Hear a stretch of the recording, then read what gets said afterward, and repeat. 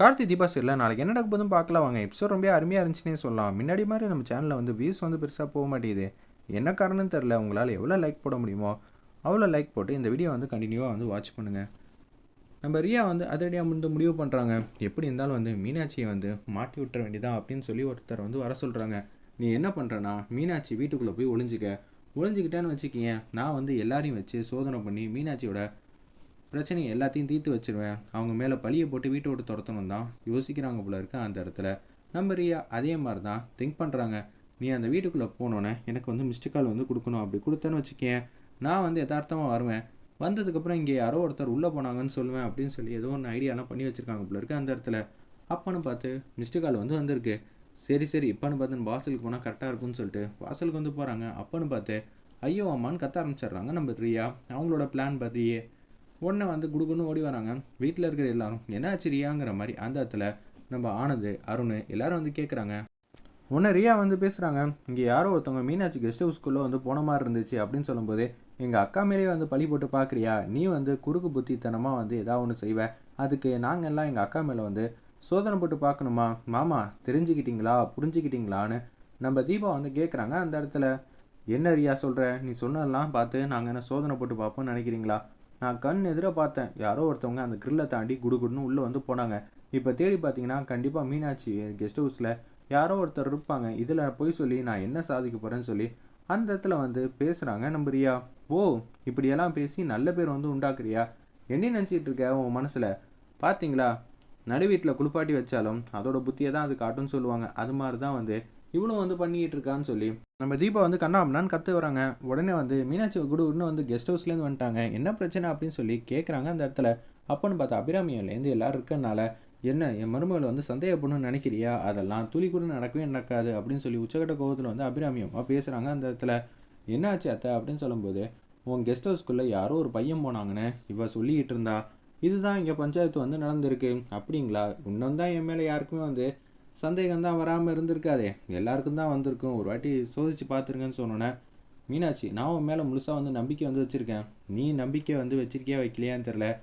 என்னை மேலே மற்றவங்க நம்பிக்கை வந்து உடஞ்சிடக்கூடாது, அதுக்காகயாவது சோதனை போட்டு பாருங்க அப்படின்னு சொன்னோன்னே, ஆனந்தம் ஆறணும் இன்ச்சாக ஃபுல்லாக வந்து தேடுறாங்க. யாருமே இல்லைன்னு தெரிஞ்சோன்னே ரியா வந்து பேர் எதிர்ச்சியாக இருக்காங்க. இல்லையே மிஸ்டு கால் கொடுத்தோன்னா அவன் அந்த வீட்டுக்குள்ளே தானே ஒழிஞ்சிக்கிறேன்னு சொன்னான், என்ன பண்ணுறது ஒன்றும் புரியலேங்கிற மாதிரி அந்த இடத்துல வந்து யோசிச்சுட்டு இருக்காங்க.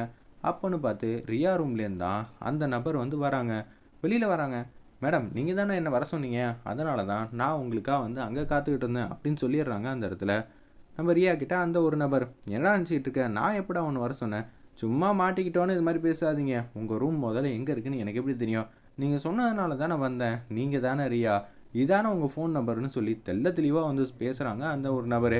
ஐயோ, இவனை மீனாட்சிக்கு வந்து ஆப்பு வைக்க சொன்னால் எனக்கு ஆப்பு வச்சுருவான் போல இருக்கே, என்ன ரியா என்ன நடக்குது, எனக்கு சுத்தமாக வந்து பிடிக்கவே இல்லை, ஆல்ரெடி இவன் ஒருத்தனை கல்யாணம் பண்ணி கழட்டி விட்டா, இப்போ உங்களை கழட்டி விடணும்னு முடிவு பண்ணிட்டா போல இருக்குன்னு உச்சக்கட்ட கோவத்தில் வந்து பேசுகிறாங்க. அந்த இடத்துல நம்ம ஆனந்து இல்லை எல்லா உண்மையும் சொல்லிவிடுவோம், இல்லை என்னை மன்னிச்சிடுங்க, முதல்ல இந்த ஒரு நபரை வந்து நான் அந்த வீட்டில் தான் வந்து ஒளிஞ்சுக்க சொன்னேன், நம்ம மீனாட்சி வீட்டில் அவன் மேலே பழியை போட்டு வீட்டை விட்டு துரத்துட்டா, நிரந்தரமாக நான் இந்த வீட்டில் இருப்பேன் தான் நினச்சேன் அப்படின்னு சொன்னோன்னா உச்சக்கட்ட கோவத்தில் வந்து இருக்காங்க அபிராமியமாக. ஐயோ, கண்ணம் பழுக்கிற அளவுக்கு அடிச்சிருவாங்களோ, ஓ உனக்கு இது மாதிரிலாம் கேவலமான வேலையெல்லாம் பார்க்க தெரியுமா, இப்போயாவது புரிஞ்சுக்கிட்டீங்களா, இவ இது மாதிரி நரித்தந்திரமான செயல் பண்ணி தான் இந்த வீட்டுக்குள்ளே வந்து உட்காந்துக்கிட்டு இருக்கா, அதுவும் நம்ம மீனாட்சி அண்ணி மேலே பழி போடணுமா, ஆனந்தமாமா இது உங்களுக்கே வந்து அடுக்குமா, நீங்கள் இல்லாதனால என்னென்னமோ நடக்குது போல இருக்கு, ஏண்டி நான் உனக்கு என்னடி பாவம் பண்ணேன், நீ என் வாழ்க்கைக்குள்ளே வந்துட்டேங்கிறனால நான் வந்து என் வாழ்க்கையே உனக்காக விட்டு கொடுத்து நான் மாட்டு செவனேன்னு அவுட் ஹவுஸில் தானே இருக்கேன்,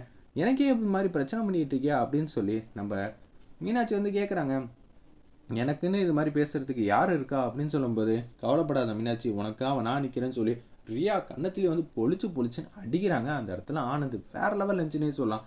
அவளை அசிங்கப்படுத்துறேன்னு சொல்லி ஒன்னே நீ அசிங்கப்படுத்திட்டல, என் மூஞ்சிலேயே இனிமேல் முழிக்காதுன்னு சொல்லி ஆனந்த் வந்து கண்ணாமண்ணான்னு திட்டுறாங்க. நான் உனக்கு என்னடி நம்பிக்கை துரோகம் செஞ்சேன், இவ்வளோ கேவலமாக வந்து மீனாட்சி வந்து இது மாதிரி திட்டம் போட்டு வீட்டை விட்டு துரத்துறேங்கிற, நான் தான் உன் கூட தானே இருக்கேன்னு சொல்லியிருந்தேன், அப்படி இருக்கும்போது நீ எதுக்காக உன் லைஃப்பை சேவ் பண்ணுறதுக்காக என்னையும் மீனாட்சியும் சேர்ந்து அசிங்கப்படுத்துறியா, தொலைச்சின்னு சொல்லிட்டு அங்கேருந்து கொடுக்குன்னு போகிறாங்க. அந்த இடத்துல ஒரு பக்கம் உச்சக்கட்ட கோபத்தில் வந்து இருக்காங்க நம்ம தீபா. எல்லாரும் போனதுக்கப்புறம் என்ன ரியா, நான் கொடுத்த பதிலடி எப்படி இருந்துச்சு, அந்த ஒரு நபர் வந்து நீ சொன்ன மாரி மீனாட்சி வீட்டுக்குள்ள தான் போக பார்த்தாங்க. நான் பார்த்து தடுத்து அவன் கன்னத்திலேயே பொளிச்சுன்னு அடிச்சு போலீஸுக்கு கால் பண்ணிட்டா, "யார் சொல்லிடா இங்க வந்த?" "இல்லங்க மீனாட்சி தான் வர சொன்னான்னு" சொன்னோனே, அவன போட்டு அடி அடின்னு அடிச்சதுனால, "உன் நம்பர் தான் வந்து சொன்னாங்க. அப்படி இருக்க சூழ்நிலையில எப்படியெல்லாம் உன்ன வந்து மாட்டி விட்டேன் பார்த்தியா?" அப்படின்னு சொல்லி மாஸ் பண்றாங்க அந்த இடத்துல. அபிராமி அம்மா இருக்கும்போதே வந்து ஃபோன் நம்பர்லேருந்து எல்லா ஆதாரத்தையும் குடுத்ததுனால, உச்சக்கட்ட கோவத்துல தான் இருக்காங்க நம்ம ரியா மேல. கூடிய சீக்கிரம் உன்ன இதுவே ஒரு காரணமா வச்சு வீட்டை விட்டு துரத்தி காட்டுறேன். அவனுக்கு ரியாவோட ரூம், அதாவது உன் ரூமை பற்றி சொன்னது எல்லாமே நான் தான். இன்னொரு வாட்டி இது மாதிரிலாம் கேவலமாக பர்ஃபார்ம் பண்ணுறவெல்லாம் வச்சுக்காத. ஏற்கனவே வந்து ஆனந்த் மாமா இப்போ உன் மேலே கோவத்தில் இருக்காங்க. இனிமேல் என்ன நடக்க போதுன்னு பொறுத்திருந்து பாரு அப்படின்னு சொல்லிடுறாங்க. அடுத்த நாள் காலையில் வந்து ஃபேக்ட்ரியில் வந்து வேலை பார்த்துட்டு இருக்காங்க நம்ம கார்த்தி. அப்பன்னு பார்த்து நம்ம ரம்யா வந்து அவங்களே பார்த்துட்டு இருக்காங்க. நிச்சயம் கார்த்தி வந்து ஜெனினியான ஒரு நபர், தன்னோட பொண்டாட்டியோட திறமையெல்லாம் வந்து வெளிப்படுத்தினவர். அப்படி இருக்கும்போது இவரா நமக்கு லவ் லெட்டர் கொடுத்துருக்கணும்? வாய்ப்பில்லை. இவரா நமக்கு கிஃப்ட்டு புடவையெல்லாம் வாங்கி கொடுத்துருக்கணும்? சான்ஸே இல்லை. இதில் வேற ஏதோ தப்பு நடந்திருக்கு. அந்த பியூன் தானே நமக்கு இது மாதிரி கார்த்திகிட்டேருந்து பதில் லெட்டர் வந்திருக்குன்னு சொன்னான். அவனை பிடிச்சி உழுக்கு உழுக்குன்னு உழுக்குனா எல்லா உண்மையும் தெரிஞ்சிடும் அப்படின்னு சொல்லி அதிலேயே வந்து யோசிக்கிறாங்க அந்த இடத்துல நம்ம ரம்யா. அதே மாதிரி மேனேஜரை கூப்பிட்றாங்க. இது மாதிரி பியூனை கூப்பிடுங்கன்னொன்னே வராங்க. அன்றைக்கி என்னப்பா நடந்துச்சு? கார்த்தி தான் எனக்கு பதில் லெட்டர் கொடுத்தாங்களா? சொல்லு பார்ப்போம் அப்படின்னு சொல்லும்போது, ஆமாம் மேடம் சொன்னோன்னே கன்னத்திலே பொளிச்சுன்னு அடிக்கிறாங்க அந்த இடத்துல நம்ம ரம்யா. அப்பன்னு பார்த்து இது மாதிரி ஒருத்தவங்க 2000 பணம் கொடுத்தாங்க. கார்த்தி எழுதின மாதிரி ஒரு லெட்டர் கொடுத்தாங்க. அவங்க கொடுத்த லெட்டர் தான் நான் அவங்ககிட்ட கொடுத்தேன். ஓ, இதுதான் சங்கதியா? Okay okay. அப்போனா எனக்கு கார்த்திக்கு தீபாவுக்கு நடுவில் பிரச்சனை வந்து மூட்டி விடணுன்னு எவனோ ஒருத்தன் செயல்பட்டுக்கிட்டு இருக்கான். எல்லாமே ஓகே தான். ஆனால் கார்த்தி தான் எனக்கு பார்த்த முதல் மாப்பிள்ளைன்னு எனக்கு தெரியாமல் போச்சு. எனக்கு கிடைக்க வேண்டிய வாழ்க்கை தான். அதுக்குன்னு என் ஃப்ரெண்டோட வாழ்க்கையை தட்டி பறிக்க மாட்டேன். கார்த்தி வந்து ஜெனினியான ஒரு நபர். இது எனக்கு தெரியாமையே போச்சு. ச்சே. அப்போனா அன்றைக்கான ஃபுட்டேஜ் யார் வந்துட்டு போனா, என்ன வந்துட்டு போனான்னு தெளிவாக தெரியணுங்கிற மாதிரி யோசிக்கிறாங்க அந்த இடத்துல. நம்ம ரம்யா வந்து யோசிக்கிற மாதிரி காட்டுறாங்க. ஒரு பக்கம் யாரா இந்த மாதிரிலாம் உனக்கு பணம் கொடுத்ததுன்னொன்னே, வெள்ளையா உயரமாக ஒருத்தவங்க இருந்தாங்க ஸ்லிம்மாக, அவங்க தான் பணம் கொடுத்தாங்கன்னொன்னே கேமரா ஃபுட்டேஜ் டேட்டு டைம்லாம் வாங்கிக்கிட்டு அந்த இடத்துல பார்க்குறாங்க. இது மாதிரி இந்த பியூனுக்கு வந்து பணத்தை கொடுத்துறத பார்த்துடுறாங்க. அதே மாதிரி ஏகப்பட்ட வாட்டி கிஃப்ட்டு லெட்ரு இது எல்லாம் வந்ததுக்கான மூல காரணமே ஐஸ்வர்யாங்கிற விஷயத்தை வந்து கண்டுபிடிக்கிறாங்க. இவங்க எதுக்கு எனக்கு கார்த்திக்கு தீபாவுக்கு நடுவில் வந்து பிரச்சனை பண்ணிகிட்டு இருக்கணும்? ஒன்றுமே புரியலையே.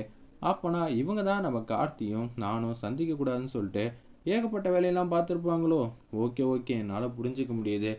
இவ பேர் என்னவா இருக்கும்? நிச்சயம் இதுக்கான விட கார்த்திகிட்ட தெரியும். கார்த்திகிட்ட கேட்குறத விட தீபா கிட்ட நடந்ததெல்லாம் சொல்லி நம்ம எதுவாக இருந்தாலும் வந்து பார்த்துக்கலாங்கிற மாதிரி தான் யோசிக்கிறாங்க அந்த இடத்துல நம்ம ரம்யா.